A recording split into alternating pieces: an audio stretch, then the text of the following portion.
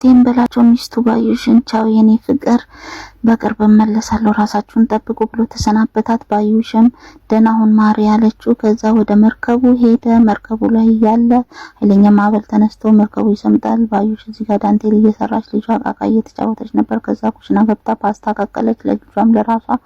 አሁን እዚህ ጋር ከልጇ ጋር እየበሉ ነው። ከዛ ካፒቴን ዋው ላይ በጣውላ ተንሳፎ የኔ ፍቅር የልጄ ነገር ሀደራ ሁሌም ትናፍቁኛላችሁ አላት።